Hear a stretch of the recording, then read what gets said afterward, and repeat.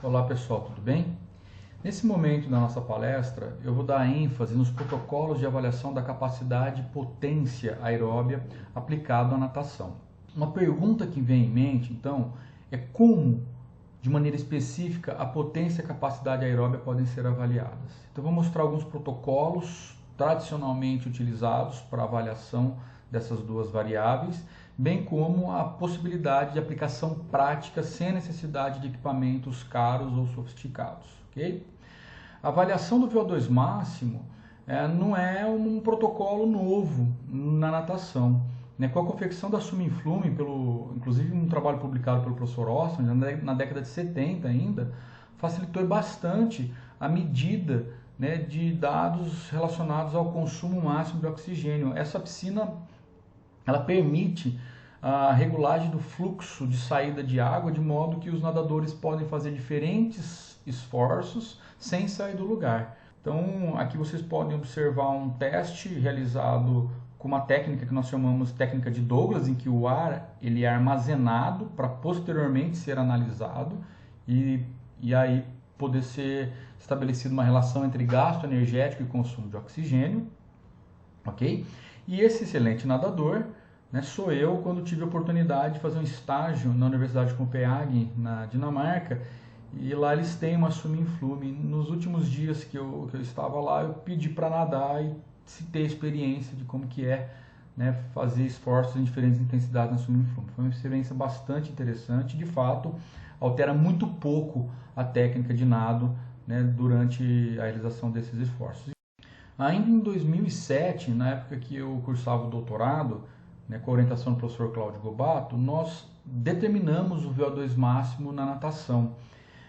Para isso, só que nós não tínhamos os equipamentos, nós tínhamos à disposição somente um analisador de gases, o VO2000, e esse equipamento ele não tem esse acessório que é o snorkel. Então nós confeccionamos com canos de PVC um snorkel específico para avaliação do VO2 na água. Então nós acoplamos aqui os acessórios, o bocal, o depósito de saliva e o sensor que capta as amostras de gases. Calibramos o equipamento. Basicamente nós submetemos diferentes indivíduos para um teste até exaustão na bicicleta com o snorkel e com a máscara do equipamento. E esse foi o nosso principal resultado. Nós não verificamos diferença, então, no consumo de oxigênio medido pelo snorkel e também o consumo de oxigênio medido pela máscara do analisador de gases. O próximo passo do nosso grupo foi medir, de fato, o consumo de oxigênio dos nadadores.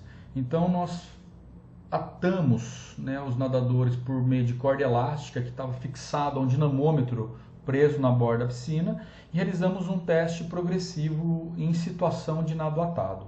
Foi um experimento muito legal, a gente conseguiria ficar aqui mais uma palestra só falando do desenvolvimento tecnológico, dos problemas que nós tivemos para fazer esse tipo de medida. Mas basicamente, os nadadores atados aqui ao dinamômetro, eles ficavam 3 minutos em cada estágio. E nós calibramos a corda elástica e colocamos referências no fundo da piscina para que a cada 3 minutos eles avançassem na próxima marca. Isso correspondia a um aumento de intensidade de 10 newtons, aproximadamente 1 quilograma. Então nós pudemos, dessa maneira, estabelecer uma relação entre gasto energético, portanto, durante o teste progressivo em nado atado, do consumo de oxigênio, e aqui a relação que nós estabelecemos para cada atleta, o consumo de oxigênio e a força que eles produziram. Então, para esse nadador, a intensidade de VO2 pico correspondeu a 70 newtons, que equivaleu a um consumo de oxigênio correspondente a 3,7 litros a cada minuto. Finalmente, agora mais recente, o professor Cláudio Gobato, da Unicamp de Limeira, nos emprestou o seu analisador de gases junto com o seu snorkel, e esse aqui já é um analisador de gases bem mais sofisticado, é o K4, e novamente esse excelente nadador que vocês estão vendo sou eu, testando o snorkel. Isso aqui fez parte da tese de doutorado do meu aluno, o Eduardo, que trabalhou com medida de consumo de oxigênio em nado livre. A vantagem desse equipamento é exatamente permitir a realização dos esforços em nado livre. Podem ser transmitidos, na verdade aqui os dados são transmitidos em piscina convencional por telemetria. A limitação desse protocolo ou do uso desse equipamento é exatamente nesse momento aqui, que é o momento da virada, percebam. Não é possível os nadadores realizarem as viradas, tem uma certa limitação para os estilos, né, para outros estilos, e o nadador não pode golfinhar e ainda acaba sendo limitado a aplicar sua própria estratégia de prova. Baseado em estudos da década de 80 ainda, e preocupado, né, isso tem sido o esforço do nosso grupo, a pegar o conhecimento produzido em âmbito laboratório, na academia, e aplicá-lo no contexto real de treinamento e competição, nós utilizamos uma técnica que é denominada técnica de retroextrapolação. O interessante dessa técnica é que ela permite aos atletas, particularmente os nadadores, a realizarem seus esforços do modo que eles quiserem. E nós medimos o consumo de oxigênio após os esforços, como eu vou mostrar para vocês aqui. Então esse foi um teste feito lá na UNAERP, em que os nadadores realizam os esforços livremente e após o esforço eles respiram. E nós analisamos exatamente o EPOC, ou seja, o consumo de oxigênio excessivo após o exercício. A partir da análise do consumo de oxigênio ao final dos esforços, é possível determinar o VO2 máximo. Okay? Nesse caso aqui, o VO2 pico.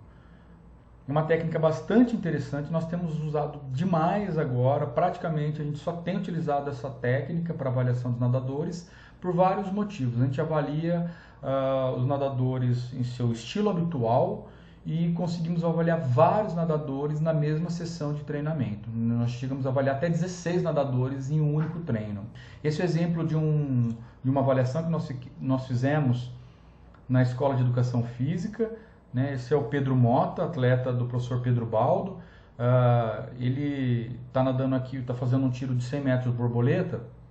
Apesar de ser um nadador muito veloz, nós aceleramos aqui um pouquinho o vídeo, só por questão de tempo, para não demorar a nossa palestra. Mas o que eu quero que vocês percebam é que ele está fazendo o seu estilo habitual, nadando borboleta, está fazendo as golfinhadas, a virada específica, ficando o tempo que ele precisa ficar embaixo da água, ou seja, tem uma interferência, nesse caso, a interferência é zero na técnica de nado. E a medida dos parâmetros metabólicos, dentre elas, o consumo de oxigênio, é realizado somente ao final. Então aqui tem o pessoal do laboratório, o Carlos Delavec e a Júlia, que estão medindo após consumo de oxigênio após o término do esforço. Na prática, pessoal, a gente tem conhecimento que mesmo com uma técnica otimizada, quando não ocorre uma parceria entre a universidade e clube, e poucos clubes têm acesso a esse tipo de equipamento, mas é possível determinar especialmente as intensidades correspondentes ao VO2 pico ou VO2 máximo sem necessariamente ter o equipamento, simplesmente com um cronômetro e usando as intensidades finais dos testes. Porque na média a gente não tem encontrado o platô lá do VO2 máximo. Então a última intensidade durante um teste progressivo provavelmente corresponderá à velocidade de VO2 pico. E essa velocidade pode ser usada então para a prescrição dos treinamentos. Também foi demonstrado já por Kostyo, na década de 80 ainda, que a velocidade, que a prova que mais se associa ao VO2 pico é a velocidade média de 400 metros.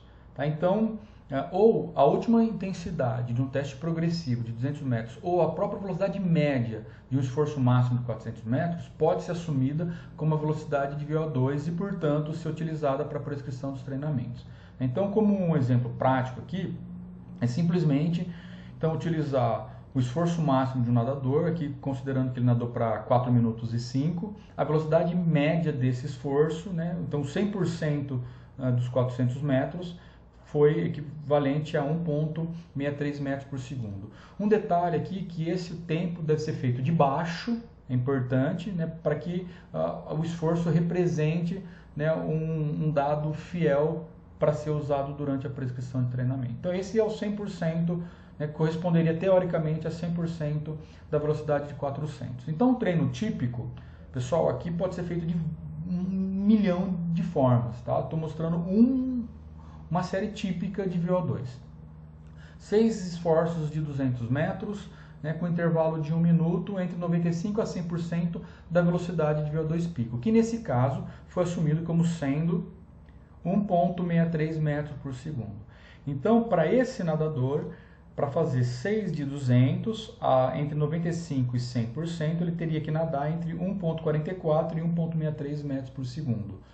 Como na prática, né, no dia a dia, o que ele vai ter é um relógio, né, e o cronômetro do treinador, significa que ele deve fazer, se o objetivo daquele treino for um treino específico para melhora de potência aeróbica máxima, então ele deveria fazer 6 de 200, descansando 1 minuto, nadando entre 2,3 e 2,9. Uma outra forma comumente utilizada, especialmente em natação, para determinação da capacidade aeróbica e, consequentemente, prescrição, envolve a determinação das concentrações sanguíneas de lactato.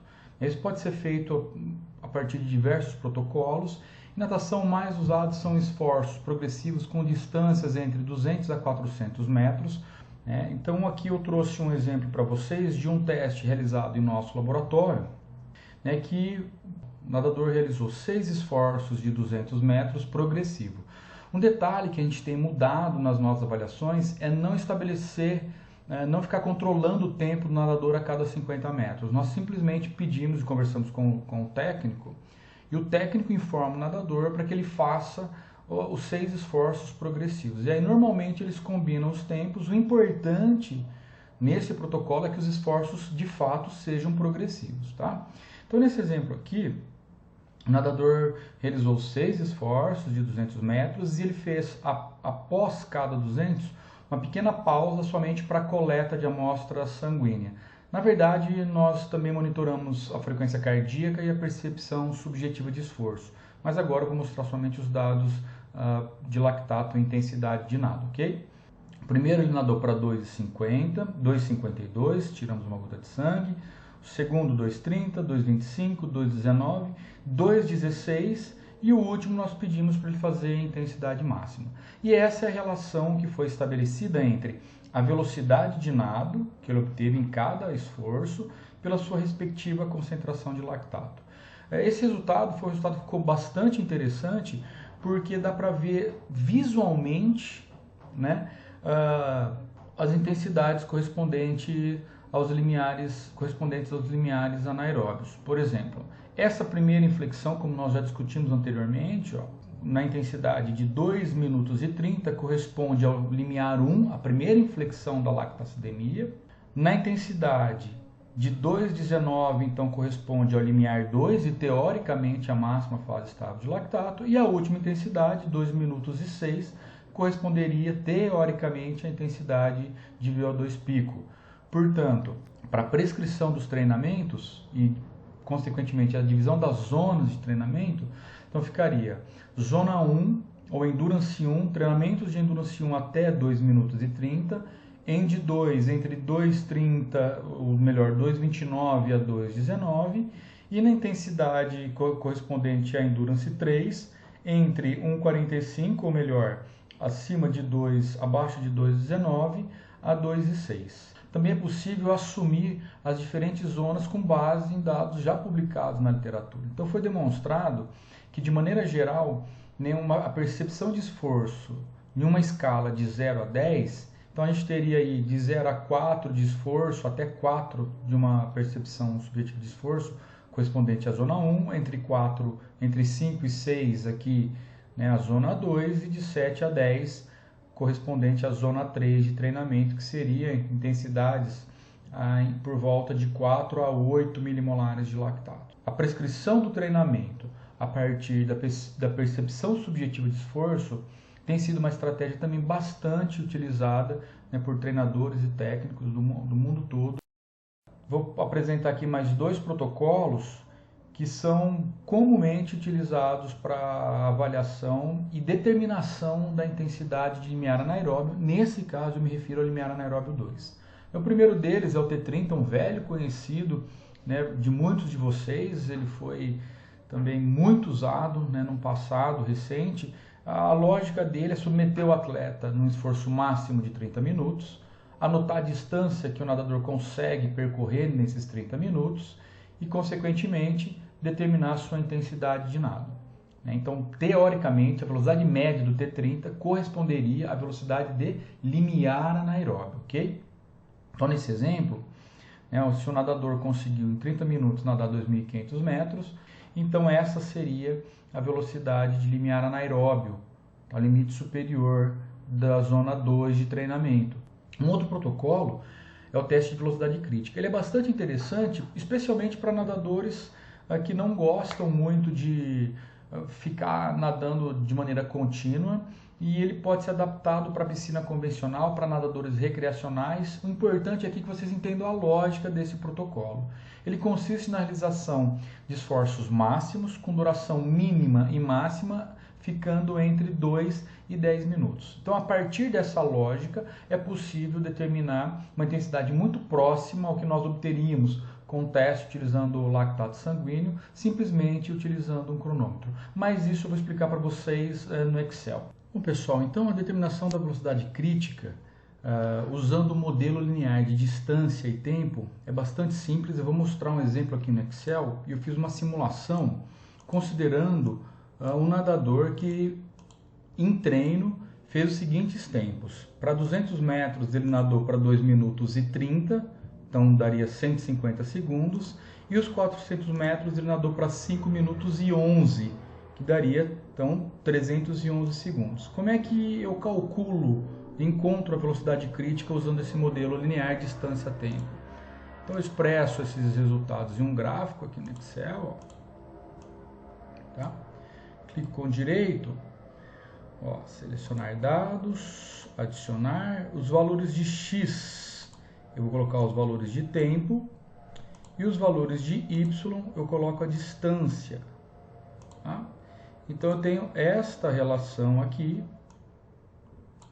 entre distância aqui no eixo Y e o tempo no eixo X. Tá? Agora eu vou fazer um ajuste linear entre esses dois pontos. Clico com direito, venho aqui em adicionar linha de tendência.